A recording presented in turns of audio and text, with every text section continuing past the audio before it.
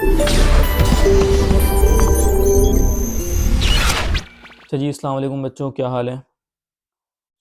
Last class में हमने पास paper questions किए थे अलजेब्रा के। ठीक है, आज हम हमारा नया टॉपिक स्टार्ट करेंगे, साइमल्टेनियस इक्वेशंस। साइमल्टेनियस इक्वेशंस पे जाने से पहले सबसे पहले हम ये डिस्कस करेंगे कि इक्वेशंस क्या होती हैं।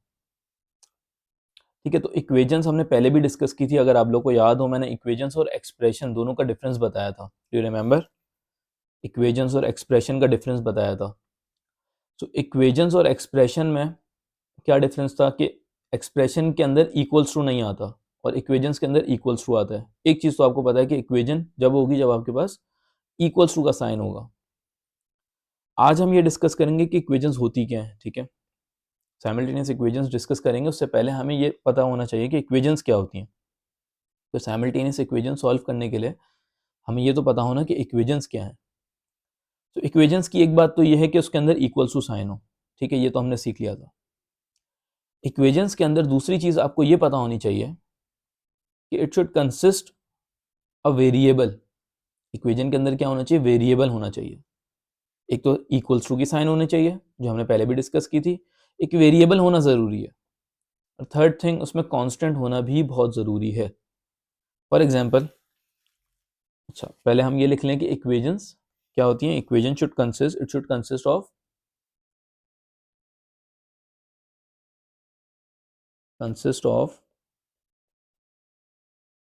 कांस्टेंट। एक कांस्टेंट नंबर होना चाहिए, कांस्टेंट नंबर जैसे 2 3 4 5 इस तरह का कोई भी नंबर होना चाहिए। वेरिएबल होना चाहिए उसमें, एंड इक्वल्स टू की साइन होनी चाहिए उसमें, इक्वल्स टू की साइन होनी चाहिए। तो फॉर एग्जाम्पल अगर मैं कहता हूं 7+2, ये इक्वेशन है? नहीं, तीनों चीजें मीट करना जरूरी है। इक्वल्स टू नहीं है इसमें, इसमें इक्वल्स टू नहीं है। अगर मैं यहाँ इक्वल्स टू डाल दूं, फॉर एग्जाम्पल मैं इक्वल्स टू डाल के 2 लिख दूं, क्या ये इक्वेशन है? नहीं, इसमें वेरिएबल नहीं है। एक variable x y a b c d कोई वेरिएबल होना चाहिए इसमें। इक्वल्स टू तो है, ठीक है, ये वाली कंडीशन हो गई। कांस्टेंट नंबर, जी नंबर भी है, 2 7 ये सब नंबर हैं, वेरिएबल नहीं है इसमें। तो अगर मैं ये 7x बना दूं, इसको क्या बना दूं, 7x, अब ये इक्वेशन है? यस, ये इक्वेशन है। क्यों? क्योंकि इसके अंदर एक वेरिएबल भी आ गया। एक हो, एक से ज्यादा वेरिएबल हो, इसका मसला नहीं है, वेरिएबल होना जरूरी है। इक्वल्स टू है, यस इक्वल्स टू भी है, वेरिएबल भी है, और कांस्टेंट नंबर भी है। 2 और 2 दो बार हैं तो ये कांस्टेंट नंबर है। तो ये होना जरूरी है, तब जाके ये क्या होगी, इक्वेशन होगी। तो इक्वेशन अब आपने याद रखनी है, इक्वेशन में सिर्फ इक्वल्स टू साइन याद नहीं रखनी, आपने याद रखना है कि इक्वल्स टू भी हो, इक्वल्स टू के साथ साथ आपके पास कांस्टेंट नंबर भी हो, साथ में वेरिएबल भी हो, तब जाके वो इक्वेशन कहलाएगी। ये बात समझ आती है? अच्छा, अब इक्वेशन जो होती है ना, वो बहुत तरह की इक्वेशंस होती हैं। हम फिलहाल दो ही तरह की डिस्कस करेंगे जो हमारे सिलेबस से रिलेटेड है। तो बहुत तरह की, जैसे आपके पास एक लीनियर इक्वेशंस होती हैं, एक क्वाड्रेटिक इक्वेशंस होती हैं, एक क्यूबिक इक्वेशन होती हैं, क्वार्टिक इक्वेशन होती है, तो बहुत सारी इक्वेशंस होती हैं। फिलहाल हमने क्या डिस्कस करनी है, सिर्फ लीनियर और क्वाड्रेटिक, दो टाइप्स ऑफ इक्वेशन हम डिस्कस करेंगे जो हमारे सिलेबस का पार्ट है। एक आपकी पार्ट है लीनियर इक्वेशन। ठीक है, टाइप्स ऑफ इक्वेशन में आपके पास एक लीनियर इक्वेशन आ जाएगा। अच्छा, लीनियर इक्वेशन क्या होती है? एक आपके पास लीनियर इक्वेशन है। लीनियर इक्वेशन क्या होती है? What is linear equation? So linear equation basically जिसकी पावर एक्स की पावर हाईएस्ट एक्स की पावर 1 हो, जिसकी हाईएस्ट एक्स की पावर क्या हो, 1 हो। एक्स की या कोई भी वेरिएबल है उसकी पावर मैक्सिमम 1 हो। फॉर एग्जाम्पल, x+2 = 3, इसमें एक ही एक्स है और उसकी पावर हाईएस्ट पावर क्या है, एक्स की पावर में कुछ नहीं लिखा हुआ मतलब 1 है। 2x+7 = 9, इसकी हाईएस्ट पावर क्या है, 1 है। ये लाइन की इक्वेशन होती है। लीनियर इक्वेशन मतलब लाइन की इक्वेशन। ठीक है, लीनियर इक्वेशन मींस लाइन की इक्वेशन, हाईएस्ट पावर इसकी क्या होती है, हाईएस्ट पावर 1, हाईएस्ट पावर 1 है। ठीक है, इसके बाद अच्छा, ये लाइन की इक्वेशन होती है, बनती किस तरह है? ये बनती बेसिकली इस तरीके से है, इसको अगर मैं ड्रॉ करके दिखाऊं तो कोई भी लाइन जैसे बन रही है, लाइन बनती है इसमें, ठीक है, यूँ लाइन बन गई, फॉर एग्जांपल यूँ लाइन बन गई, ये क्या लीनियर इक्वेशन है। इसी तरह अगर हम डिस्कस करें दूसरी टाइप ऑफ इक्वेशन जो हमारी कहलाती है क्वाड्रेटिक इक्वेशन।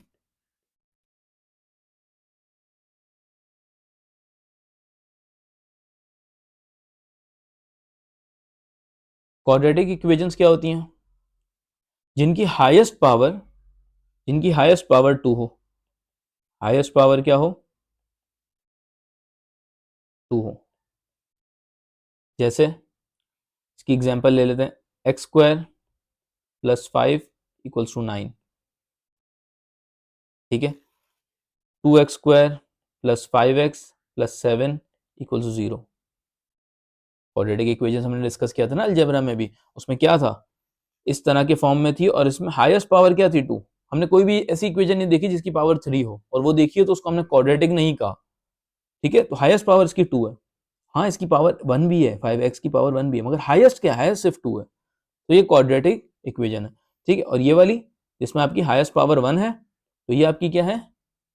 लीनियर इक्वेशन है जिसमें लाइन बनती है। तो क्वाड्रेटिक इक्वेशन का जो ग्राफ बनता है मैं आपको बना के दिखा देता हूँ, फिलहाल आपका अभी कोई काम नहीं है, इसलिए बता रहा हूँ क्योंकि हमें एक दो चीजें आगे डिस्कस करनी है। देखो, साइमल्टेनियस पे जाने से पहले हमें ये तो पता हो ना साइमल्टेनियस हम कर क्यों रहे हैं, क्या वजह है, उसका जो आंसर निकाल रहे हैं साइमल्टेनियस से, ये क्यों निकाल रहे हैं, इसका मतलब क्या है, ये पता होना बहुत जरूरी है। आप लोगों ने मोस्ट प्रोबेबली ये चैप्टर पढ़ा होगा अपने स्कूल्स में, बट आपको यही नहीं पता होगा कि ये, मतलब डायरेक्ट डायरेक्ट पढ़ा होगा कि ये मेथड लगा लो, ये मेथड लगा लो, इसका आंसर निकाल लो, बट यही नहीं पता कि ये मेथड लगाने के बाद इसका आंसर जो आ रहा है उसका मतलब क्या है, क्योंकि वो जो मतलब है ना वो दूसरे चैप्टर से रिलेट है, तो एक दूसरा चैप्टर हम पढ़ेंगे उससे बड़ा रिलेट करता है वो, तो ये पता होना बहुत जरूरी है। तो जो आपकी क्वाड्रेटिक इक्वेशन है कि में आपके दो तरह के कर्व बनते हैं, आपके एक हैप्पी फेस बनता है और एक आपका बनता है सैड फेस, और ये फिलहाल आपको याद रखने की जरूरत नहीं है, मैक्सिमम मिनिमम कर्व बनता है, फिलहाल के लिए आपने याद नहीं रखना। इसके बारे में हम इंशाल्लाह आगे जाके पढ़ेंगे।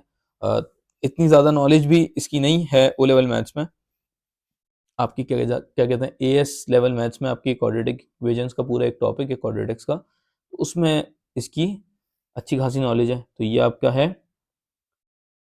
मिनिमम का कर्व और ये है मैक्सिमम का कर्व, जो हम जिसको हम सेट फेस से याद रख सकते हैं, ठीक है, और ये आपका हैप्पी फेस से याद रख सकते हैं, ठीक है जी। ये दो तरह की इक्वेशन समझ ली, क्वाड्रेटिक इक्वेशन हाईएस्ट पावर 2 और linear equation highest power 1। Linear equation में लाइंस बनते हैं और क्वाड्रेटिक इक्वेशन में आपके क्या कहते हैं कर्व्स बनते हैं और पावर 2 होती है हाईएस्ट पावर, ठीक है। दो तरह की इक्वेशन, और इक्वेशन भी डिस्कस कर लेंगे इक्वेशंस क्या होती है। Let's move on. Point of intersection, point of intersection, intersection किसको कहते हैं, what do we mean by intersection, intersection का मतलब क्या है? तो बेटा इंटरसेक्शन का मतलब है कि कोई दो चीज कट कर जाए एक दूसरे से। हम जो पॉइंट ऑफ इंटरसेक्शन पढ़ेंगे वो तीन तरह के पॉइंट ऑफ इंटरसेक्शन होंगे लाइन और क्वाड्रेटिक्स में। एक तो ये हो सकता है, एक ये कंडीशन है कि दो लाइन एक दूसरे से कट करें, दो लाइन एक दूसरे से कट करें। तो जब दो लाइन एक दूसरे से कट करेंगे तो वो सिर्फ एक ही जगह पे कट करेंगे, उसका सिर्फ एक ही पॉइंट ऑफ इंटरसेक्शन होगा। जब दो लाइंस एक दूसरे से कट करेंगे तो उसका सिर्फ एक ही लाइन ऑफ इंटरसेक्शन होगा, वन लाइन ऑफ इंटरसेक्शन, ठीक है। जब दो लाइन एक दूसरे से कट करेंगी तो वन लाइन ऑफ इंटरसेक्शन। अच्छा, हम लिखेंगे कैसे? जब उसके आंसर्स आएंगे ना वन लाइन ऑफ इंटरसेक्शन को, उसको हम एक्स कॉमा वाई लिखेंगे, एक एक्स का आंसर आएगा और एक वाई का आंसर आएगा, तो एक्स पहले लिखेंगे फिर वाई लिखेंगे। इसी तरह अगर लाइन एंड लाइन कट ना करें, मैं कहूं कि आपको एक कर्व है और एक लाइन है, वो एक दूसरे से इंटरसेक्ट करें, तो अगर फॉर एग्जांपल एक कर्व है, ठीक है, एपी फेस मैंने बना दिया, और एक फॉर एग्जांपल ये लाइन है, तो ये एक दूसरे से दो जगहों पे कट करें, कैसे? दो जगह इंटरसेक्ट करें, ठीक है, एक यहाँ पे और एक यहाँ पे। तो जब दो जगह इंटरसेक्ट कर रहे हैं तो उसके दो आंसर्स आएंगे, ठीक है, मतलब दो एक्स वैल्यूज आएंगी और दो वाई वैल्यूज आएंगी। So two line of intersection, two points of intersection, two points of intersection है इसमें, ठीक है।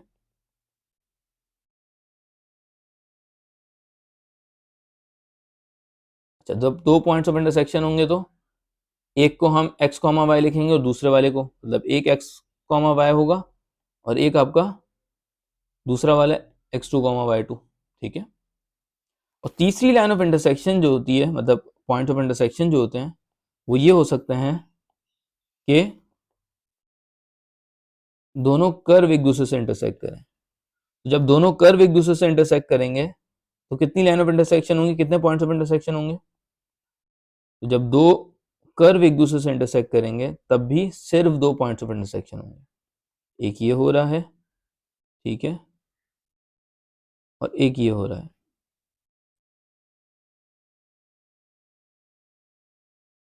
तो 2 पॉइंट्स ऑफ इंटरसेक्शन इसमें भी, ठीक है। तो हमने क्या सीखा, इक्वेजन क्या होती है, हमने ये सीखा टाइप्स ऑफ इक्वेजन क्या होती हैं। तो टाइप्स ऑफ इक्वेजन के बाद हमने ये सीखा कि आपके पॉइंट्स ऑफ इंटरसेक्शन कितने आएंगे अगर लाइन और लाइन एक दूसरे से इंटरसेक्ट करें, और कर्व एक दूसरे से इंटरसेक्ट करें, या फिर लाइन और कर्व एक दूसरे से इंटरसेक्ट करें। तीन तरह की कंडीशंस हो सकती है, ठीक है। आगे चलते हैं। अच्छा, what is the logic behind simultaneous. अब हम ये समझेंगे कि क्या लॉजिक है साइमल्टेनियस की। ये जो पीछे की बातें की है तो बिल्कुल बैक एंड बातें थी, छोटी छोटी बातें थी जो आपको समझनी है, याद रखनी है, क्योंकि वो समझ आएंगी तो ये समझ आएगी कि साइमल्टेनियस की लॉजिक क्या है। बेटा साइमल्टेनियस की लॉजिक जो है ना, वो बेसिकली यही है कि हमें पॉइंट ऑफ इंटरसेक्शन निकालना। जो हम ये जो दो लाइन और लाइन एक दूसरे से इंटरसेक्ट कर रही है, कर्व और लाइन एक दूसरे से इंटरसेक्ट कर रही है, कर्व और कर्व एक दूसरे से इंटरसेक्ट कर रही है, तो इसके जो आंसर्स हैं ये एक्स और वाई, ये एक्स और वाई जो इसके आंसर्स हैं, इसको हम कैसे निकालें। और ये जो निकालेंगे साइमल्टेनियस के जरिए निकालेंगे। जो पॉइंट ऑफ इंटरसेक्शन निकालेंगे x1 y1 x2 y2, जो आंसर्स निकालेंगे ये किसके जरिए निकालेंगे, ये साइमल्टेनियस के जरिए निकालेंगे, साइमल्टेनियस के जरिए निकालेंगे। To find the point of intersection, ये लॉजिक है इसकी, to find the point of intersection. कैसे निकालेंगे, साइमल्टेनियस से निकालेंगे। कैसे निकालेंगे, साइमल्टेनियस से निकालेंगे। साइमल्टेनियस कैसे करेंगे वो हम सीखेंगे ऑब्वियसली। तो साइमल्टेनियस के दो मेथड्स होते हैं। साइमल्टेनियस के कितने मेथड्स होते हैं, दो मेथड्स होते हैं।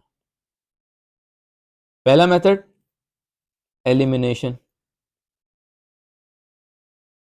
और दूसरा होता है आपका सब्स्टिट्यूशन मेथड, ठीक है।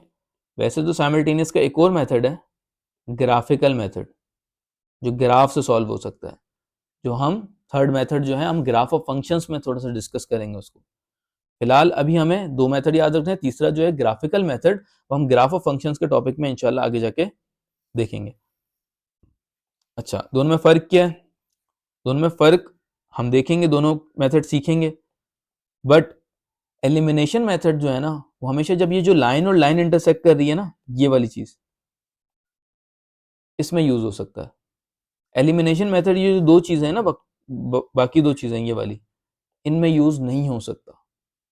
जब लाइन और लाइन एक दूसरे से कट कर रही हैं तब ही एलिमिनेशन यूज हो सकता है। और लाइन की इक्वेशन क्या होती है, जिसकी हाईएस्ट पावर 1 हो। मगर अगर इस तरह की इक्वेशंस आ गई जिसमें एक क्वाड्रेटिक हो, क्वाड्रेटिक मतलब x की पावर 2 हो, हाईएस्ट पावर, अगर वो आ गई एक में, और या फिर दोनों में आ गई, यहाँ पे दोनों में आएगी ना x की पावर 2, तो फिर एलिमिनेशन मेथड यूज नहीं हो सकता। फिर क्या यूज करना होगा, substitution method.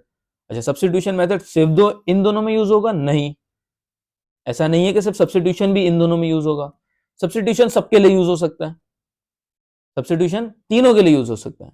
For all the question substitution आपका मेथड यूज हो सकता है। और आप जब एएस लेवल में जाओगे तो वहां जाके आपका मोस्टली यूज सब्स्टिट्यूशन ही हो रहा होगा। सो आई वुड प्रेफर सब्स्टिट्यूशन पे थोड़ा ज्यादा ध्यान देना, उसको अच्छी तरह पक्का करना, एलिमिनेशन भी करना। देखो क्वेश्चंस में लिखा नहीं होगा, जब आपके पास लीनियर इक्वेशंस दी होंगी ना, और मोस्टली क्वेश्चंस हम जब करेंगे पास पेपर्स के, तो आप देखोगे कि लीनियर इक्वेशंस ही दी है। जो ये क्वाड्रेटिक वाली इक्वेशंस है ना, जो ग्राफ और लाइन वाली, वो आपकी ग्राफ ऑफ फंक्शंस के थोड़े से टॉपिक के अंदर आती है। तो उसमें क्या होता है कि फिर हमें कोई रास्ता नहीं होता, हमें सब्स्टिट्यूशन यूज करना होता है, ठीक है। Let's move on. तो हम सबसे पहले एलिमिनेशन मेथड देखते हैं। एलिमिनेशन मेथड से हम साइमल्टेनियस इक्वेशन को कैसे सॉल्व करते हैं ये देखते हैं। तो सबसे पहला स्टेप, आपके पास ये क्वेश्चन है, दो इक्वेशंस दी हुई हैं। अब ये जो दो इक्वेशंस हैं, सबसे पहले तो ये पहचानो कि ये जो दोनों इक्वेशंस हैं, क्या ये लाइन की इक्वेशन है या कर्व की इक्वेशन है? तो ये दोनों इक्वेशंस लाइन की हैं। कैसे? क्योंकि इसकी x की हाईएस्ट पावर 1 है और y की हाईएस्ट पावर 1 है। यहाँ पे x की पावर 1 है, y की पावर 1 है। कोई पावर 2 में नहीं जा रहा। कोई एक भी पावर 2 में जा रहा होता तो फिर वो कर्व की इक्वेशन आ जाती, जो क्वाड्रेटिक इक्वेशन होती है उस पे चले जाते बात। तो कोई भी इक्वेशन क्वाड्रेटिक नहीं है। दोनों इक्वेशन, इक्वेशन नंबर 1 जो है और इक्वेशन नंबर 2 जो है, ये दोनों लीनियर इक्वेशन है, दोनों लाइन की इक्वेशन है। तो इसमें हम एलिमिनेशन मेथड अप्लाई कर सकते हैं। जब आपके पास कर्व की इक्वेशन आएगी कोई एक भी, तो आप एलिमिनेशन मेथड अप्लाई नहीं कर सकते। ये बात याद रखनी है, ठीक है? ये बात समझ आ गई। ये देख लिया कि हम इसमें एलिमिनेशन मेथड अप्लाई कर सकते हैं। कैसे करें? इस तरह करें कि दो चीजें याद रखनी है आपने। एलिमिनेशन मेथड के लिए दो चीजें याद रखनी है। सबसे पहली चीज कि दोनों इक्वेशंस में सेम वेरिएबल के सेम कोफिशिएंट होने चाहिए। दोनों इक्वेशंस के, फॉर बोथ द इक्वेशंस, अच्छा, same variable with same coefficient.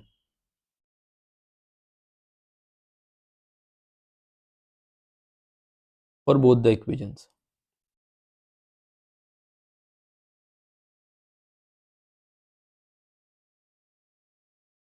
दोनों इक्वेशंस में सेम वेरिएबल, जो सेम वेरिएबल होगा उसका सेम कोफिशिएंट होना चाहिए। नहीं है तो हमें बनाना होगा।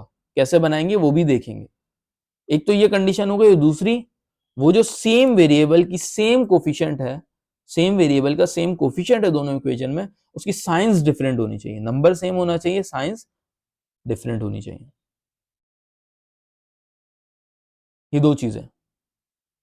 तो अगर हम यहां देखें, हमारे पास दो वेरिएबल्स हैं x और y। अगर फॉर एग्जांपल हम x चूज करते हैं तो x का कोफिशिएंट क्या है? यहाँ पे 2। दूसरी इक्वेशन में x का कोफिशिएंट क्या है? 1। 0 नहीं है, 1 है। तो यहां पे x का कोफिशिएंट 2 है और x का कोफिशिएंट 1 है। अब सेम वेरिएबल है x और x, इसका सेम कोफिशिएंट है? नहीं, सेम नहीं है, क्योंकि x, एक का x का कोफिशिएंट 2 है और एक का x का कोफिशिएंट 1 है। तो हमारी कंडीशन थी सेम वेरिएबल का सेम कोफिशिएंट दोनों इक्वेशन के लिए। बट दोनों इक्वेशन में सेम वेरिएबल का सेम कोफिशिएंट नहीं है। हम दूसरे वाले में चेक कर लेते हैं। y है और y है। इस y का कोफिशिएंट 3 है, इस y का भी कोफिशिएंट 3 है। तो दोनों इक्वेशन में सेम वेरिएबल y को ही देखना है। कोई ये बच्चा ही नहीं करे कि y को देख रहा है और दूसरे में x को देख रहा है, ऐसा ना करे। y देख रहे हो तो दूसरी इक्वेशन में भी आपको y ही देखना है। तो y का कोफिशिएंट यहाँ पे 3 है और y का कोफिशिएंट यहाँ पे 3 है दोनों इक्वेशन में। तो सेम वेरिएबल जो y है, सेम कोफिशिएंट 3 है दोनों का, दोनों इक्वेशंस में। इनकी साइंस, अच्छा अब इनकी साइंस भी देख लेते हैं। यहाँ पे इसकी साइन प्लस है और यहाँ इसकी साइन माइनस है। तो दूसरी कंडीशन भी प्रूव हो रही है। जब ये दोनों कंडीशंस प्रूव हो रही हैं, अगर नहीं हो रही हैं तो हम आगे क्वेश्चन में देखेंगे उसको प्रूफ कैसे करें। इन दोनों कंडीशंस सही करेंगे फिर आगे क्वेश्चन होगा। ये दोनों कंडीशंस नहीं होंगी तो आगे क्वेश्चन करना पॉसिबल नहीं है एलिमिनेशन मेथड से। ये दो बातें याद रखनी है आपने, ठीक है? सेम वेरिएबल में सेम कोफिशिएंट, उसकी साइंस डिफरेंट। आ गई, क्या करें? बहुत आसान है। देखो बहुत आसान है ये चैप्टर। इसमें मार्क्स गेन, मतलब 4-5 मार्क का पेपर में आता है, उसमें मार्क्स इजीली गेन हो सकते हैं। तो इसको मिस नहीं करना, ठीक है? हम करेंगे क्या, जो सेम वेरिएबल का सेम कोफिशिएंट है इनको हम टोटल प्लस करना स्टार्ट कर देंगे इनको। जब ये हो जाएगा, मतलब आपने जो इस कंडीशंस है दोनों प्रूव हो गए, तो इनको हम ऐड करना स्टार्ट कर देंगे। जब इनको ऐड करेंगे तो +3y और -3y जो सेम वेरिएबल के सेम कोफिशिएंट थे, ठीक है, दोनों इक्वेशंस में, और साइंस डिफरेंट थी, तो ये दोनों खत्म हो जाएंगे। ये कट हो गए, ठीक है, ये दोनों कट हो गए, खत्म। और हम इन दोनों को अगर ऐड करें तो 2x प्लस, क्योंकि यहाँ पे कुछ भी नहीं है तो मतलब प्लस हो रहे हैं, तो 2x प्लस x, इसका मतलब क्या हुआ, ये 3x बन गया। और 20 प्लस 13, अगर 20 और 13 को ऐड करें तो ये क्या बन गया, 33, बीच में इक्वल्स टू है, ठीक है। अब x की वैल्यू निकल जाएगी, 33 divide by 3 which will give you 11। ये आ जाएगा जब आपका आंसर, ये जब आपका एक आंसर आ गया, it's up to you, you can put it in any of the equation. हम किसी भी इक्वेशन में पुट करें, कोई भी एक equation, it can be this equation, it can be this equation. जब आपके पास एक वेरिएबल का आंसर आ गया, आप कोई भी इक्वेशन उठाओ, उसको कॉपी डाउन करो, ठीक है, सो अगर मैं इसको कॉपी डाउन करूं 2x plus 3y equals to 20 और x की जगह I can put 11 plus 3y equals to 20। ठीक है, 2/11 इज 22। मैंने सब सब्सटीट्यूट किया है, ये जो वैल्यू निकाली थी ये मैंने x की जगह पुट की है। ठीक है, 22 प्लस 3y इक्वल्स टू 20। अब 22 जब दूसरी साइड पे जाएगा तो ये माइनस हो जाएगा। ठीक है, will become 3y equals to 20 minus 22 and 3y equals to -2। बड़े नंबर की साइन आएगी, 20 माइनस 22 2 आया और बड़ा नंबर क्या है आपका 22 है, उसकी साइन क्या है आपकी माइनस लगा दी मैंने। ठीक है, और डिवाइड कर देंगे जब -2/3 आपका y का आंसर आ गया। इसको लिखेंगे किस तरह, तो इसको लिखेंगे -2/3, पहले x कोऑर्डिनेट 11 और फिर y कोऑर्डिनेट -2/3।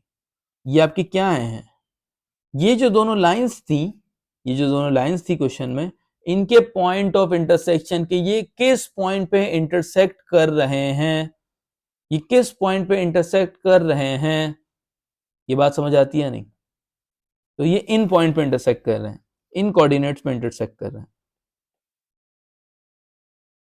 ठीक है, अच्छा अगर फॉर एग्जांपल आपको ये आंसर चेक करना है कि आपने सही निकाला या नहीं निकाला एलिमिनेशन मेथड में, आपने क्या करना है, आपने जब ये क्वेश्चन कर लो, इसके मार्क्स नहीं है, you have to do on your own. अगर आपने चेक करना है तो जो इक्वेशन आपने यहाँ यूज की थी 2x प्लस 3y, उसके अलावा जो बच गई इक्वेशन उसको आप कॉपी डाउन करो। जो इक्वेशन बच गई, जो आपने यहाँ जिससे आपने ये वाली वैल्यू निकाली है y की, जिस इक्वेशन से आपने ये y वाली वैल्यू निकाली है उसके अलावा वाली इक्वेशन वो आप कॉपी डाउन करो, जो है x minus 3y equals to 13। x minus 3y equal to 13 हम कॉपी डाउन करेंगे। ठीक है, x की जगह x की वैल्यू डालेंगे जो हमने 11 कैलकुलेट की है। ठीक है, 11 लिख दिया हमने, और y की जगह y की वैल्यू लिखेंगे -2/3 जो हमने कैलकुलेट की है। ठीक है, अब इसको सॉल्व करेंगे, ये 3 और ये 3 कट जाएगा क्योंकि मल्टीप्लाई हो रहे हैं। ठीक है, तो 11 और ये 3 कट गया तो minus minus plus 2 equal to 13। और आपके पास दोनों साइड पे जब आंसर सेम आ रहा है, इसका मतलब क्या है कि आपने आंसर दोनों सही निकाले हैं, 13 इक्वल टू 13। ये चेक करने का तरीका है जिसके मार्क्स आपको नहीं मिलेंगे अगर आपने ये शो कर दिया या आपने खुद अपने पास अलग से लिख लिया। ठीक है, रफ वर्किंग में चेक करने के लिए कि आपने आंसर सही निकाले अपनी सेटिस्फेक्शन के लिए। तो पॉइंट ऑफ इंटरसेक्शन आपकी क्या आए हैं, वो आए हैं कि जो दोनों लाइन है ये इन दोनों पॉइंट में इंटरसेक्ट कर रही है। लेट्स मूव ऑन दूसरे क्वेश्चन पे। अच्छा, इसको भी एलिमिनेशन मेथड से सॉल्व करेंगे। किस तरह सॉल्व करेंगे, सबसे पहली चीज क्या थी, सेम वेरिएबल का सेम कोफिशिएंट दोनों इक्वेशन में और साइंस डिफरेंट। सेम वेरिएबल का सेम कोफिशिएंट दोनों इक्वेशन में, पहली कंडीशन, और दूसरी कंडीशन है उन दोनों की साइंस डिफरेंट होनी चाहिए। ठीक है, तो हम सेम वेरिएबल, जैसे ये x है तो x का कोफिशिएंट है यहाँ पे 1 और यहाँ पे x का कोफिशिएंट है 4, ऐसा ही है, x का कोफिशिएंट 1 है आपका और x का कोफिशिएंट 4 है। तो दोनों इक्वेशन में सेम वेरिएबल है, जो x उसका कोफिशिएंट सेम नहीं है, एक का 1 है और एक का 4 है, सेम नहीं है। दूसरे पे चेक कर लेते हैं, y चेक, देखो दोनों चेक करना, जो आपका सेम आ जाए तो बहुत अच्छी बात है, नहीं आएगा तो वो मैं बता रहा हूँ किस तरह होगा। तो ये y वेरिएबल है, उसका कोफिशिएंट क्या है 2, ये y वेरिएबल है, इसका कोफिशिएंट क्या है 10, तो यहाँ पे भी सेम नहीं है। y के वेरिएबल का भी कोफिशिएंट सेम नहीं है और x का भी कोफिशिएंट सेम नहीं है। अब क्या करें, अब ये करना है, पहली कंडीशन ट्रू नहीं हुई तो दूसरी कंडीशन चेक करने की जरूरत ही नहीं है, पहली कंडीशन तो ट्रू करो ना कि दोनों इक्वेशन के सेम वेरिएबल में उनका कोफिशिएंट सेम होना चाहिए। तो उनका कोफिशिएंट जब सेम नहीं है, तो अगर मुझे इनको सेम बनाना है, इसको सेम बनाना है, ये 4 जो है यही 4 बनाना है, यहाँ बने तो मुझे पूरी इक्वेशन को मल्टीप्लाई बाय 4 करना होगा ताकि ये 4 बन जाए। किसी ऐसे नंबर से मल्टीप्लाई करना होता है ताकि वो सेम बन जाए, और पूरी इक्वेशन को करना है, भले इसके पास 4 चाहिए मगर करना पूरी इक्वेशन से होगा मुझे मल्टीप्लाई। तो मैं किससे मल्टीप्लाई करूंगा यहाँ पे, 4 से, पूरी इक्वेशन को। जब मैं 4 से मल्टीप्लाई करूंगा तो इसका आंसर क्या बनेगा आपके पास, ये बन जाएगा 4 multiply by x is 4x। ठीक है, 4 multiply by -2 is -8y and 4 multiply by 10 is 40। ठीक है, दूसरी इक्वेशन भी आप कॉपी डाउन कर लो, which will be 4x plus 10y equals to 4। अब चेक करो, सेम वेरिएबल दोनों x, उसका दोनों का कोफिशिएंट सेम है, पहली कंडीशन ट्रू हो गई। सेम वेरिएबल है दोनों x और x, उनका दोनों का कोफिशिएंट सेम है, पहली कंडीशन ट्रू हो गई। साइंस डिफरेंट नहीं है। देखो x है, x के साथ 4 है, इसकी साइन है प्लस, x है, x के साथ 4 है मगर इसकी भी साइन प्लस है। अब दोनों की साइंस अलग होनी चाहिए। जब दोनों की साइंस अलग होनी चाहिए तो कोई भी इक्वेशन में दोनों की साइंस, पहली कंडीशन ट्रू हो गई तो कोई भी इक्वेशन, दोनों में से कोई भी इक्वेशन, उनमें कोई भी इक्वेशन की सारी साइंस चेंज कर दो ताकि जो आपका साइन वाली कंडीशन है वो ट्रू हो जाए। तो जैसे इसके पास, आपके पास क्या था, प्लस था ना इसके पास, उसको माइनस कर दो, ये जो 10y इसको भी माइनस कर दो और जो 4 है इसको भी माइनस कर दो, साइंस चेंज कर देना। अगर किसी की माइनस में हो तो उसको प्लस कर देना, किसी की प्लस में है तो उसको माइनस कर दिया। जैसे ये सब प्लस थे, ये प्लस था, इसको तो माइनस करना था, इसकी वजह से मुझे इसको भी माइनस करना पड़ा, उसकी प्लस थी, इसको भी माइनस करना पड़ा। दोनों कंडीशन ट्रू हो गई, सेम वेरिएबल का सेम कोफिशिएंट, ठीक है, और इसकी साइन प्लस है और इसकी अब मैंने माइनस कर दी है, ठीक है, और इसकी माइनस करने के चक्कर में मुझे दो सबकी चेंज करनी पड़ी साइन, ठीक है, ये हो गया। अब इसको सॉल्व करेंगे, सॉल्व किस तरह करेंगे, उसी तरह जैसे किया था। जब कंडीशंस ट्रू हो जाएंगी दोनों, फिर तो आसान है सॉल्व करना। इन दोनों को कट कर देंगे, मतलब ऐड करेंगे, 4x माइनस 4x खत्म हो गया। अच्छा, अब माइनस 8x, ये माइनस 8y है और ये माइनस 10y है, ठीक है, तो it will become minus 18y, ठीक है। इसके बाद 40 और ये -4, 40 माइनस 4 आपके पास क्या हो गया, 36। y की वैल्यू निकालने के लिए क्या करेंगे, 36 divided by -18 which will give you -2। तो y का आंसर क्या आया आपके पास, -2, ठीक है जी। तो y का आंसर आपके पास आ गया, you can put it in any of the equation, ऊपर कोई भी इक्वेशन, ये वाली ले लो, ये वाली इक्वेशन कॉपी डाउन करो और कोई भी इक्वेशन में पुट करके चेक कर लो। जैसे आपके पास है x प्लस -2y, मैंने फर्स्ट इक्वेशन उठाई और उसकी जगह मैंने y की जगह पे y की वैल्यू पुट कर दी, ठीक है, y की जगह, जो y था इसकी जगह मैंने वैल्यू लिख दी जो मैंने निकाली थी। और अब मैं x की वैल्यू फाइंड कर लूंगा, ये हो गया -2 4 हो गया, और x की वैल्यू क्या आ गई, 10 माइनस 4 इज 6। तो मेरे पॉइंट ऑफ इंटरसेक्शन क्या है, मेरे पॉइंट ऑफ इंटरसेक्शन क्या है, पहले x लिखूंगा फिर y, 6 कॉमा -2। और अगर आपने इसको चेक भी करना है तो किस तरह चेक करेंगे हम कि मैंने आंसर सही निकाले हैं।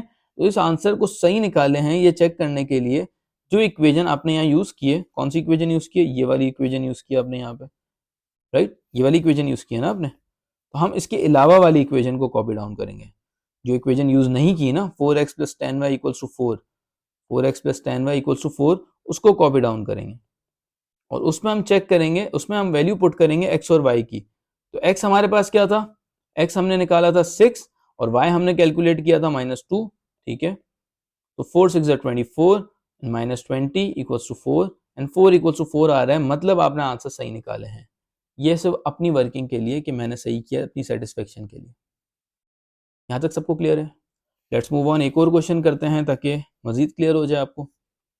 अगेन एलिमिनेशन मेथड अप्लाई करना है। क्या चेक करेंगे कि इक्वेशन दोनों लीनियर हैं। लीनियर इक्वेशन का कैसे पता चलता है कि दोनों के आपके पास जो वेरिएबल है उसकी मैक्सिमम पावर 1 हो, हाईएस्ट पावर आपकी क्या हो, 1 हो, सबकी पावर 1 है, ठीक है। एलिमिनेशन पता चल गया कि भाई दोनों लीनियर हैं, एलिमिनेशन अप्लाई कर सकते हैं। तो एलिमिनेशन की दो कंडीशंस, पहले अगर वो दो कंडीशंस मेन काम है जो मैंने ऊपर की चीज, बाकी तो आसान है ना, नीचे सॉल्विंग है जो हमने नंबर्स अलजेब्रा में सारी की हुई चीजें। तो हम क्या करेंगे, सबसे पहले ये देखेंगे कि सेम वेरिएबल की सेम वेरिएबल का सेम कोफिशिएंट होना चाहिए दोनों इक्वेशंस में, उनकी साइंस डिफरेंट होनी चाहिए। हम अगर यहाँ देखें x का कोफिशिएंट 5 है और यहाँ पे x का कोफिशिएंट 2 है, y का कोफिशिएंट यहाँ पे 2 है और यहाँ y का कोफिशिएंट 3 है, तो यहाँ पे भी x का कोफिशिएंट 5 था और 2 था तो सेम नहीं थे। यहाँ पे भी y का कोफिशिएंट 2 है और y का कोफिशिएंट 3 है, तो ये भी सेम नहीं है।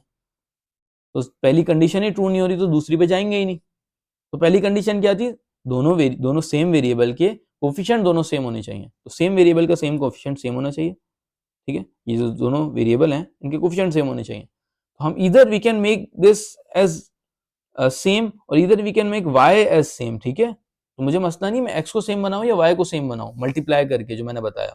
तो वहां पे तो क्या किया था, हमने 4 से मल्टीप्लाई कर दिया था ताकि ये 4x बन जाए। यहां क्या करेंगे, अब यहां मैं ऐसे कौन से नंबर से मल्टीप्लाई करूं कि ये 2 बन जाए, या मैं इस इक्वेशन को ऐसे कौन से नंबर से मल्टीप्लाई करूं कि ये 5 बन जाए।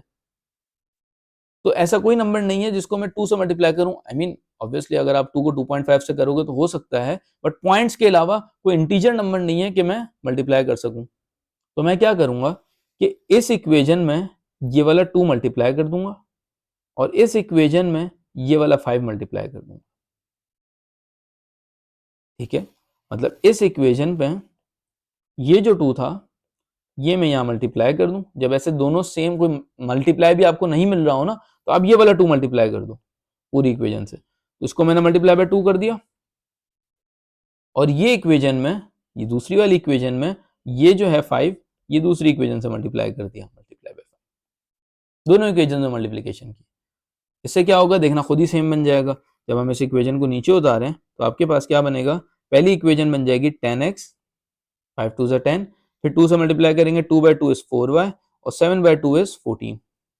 तो ये जो पहली इक्वेशन थी ना, ये आपकी ये बन गई, मल्टीप्लाई हो गया। जब दूसरी इक्वेशन को हम मल्टीप्लाई करेंगे तो क्या बनेगा, तो दूसरी इक्वेशन को जब हम मल्टीप्लाई करेंगे तो 5 बाय 2 10x, देखो सेम बन गए।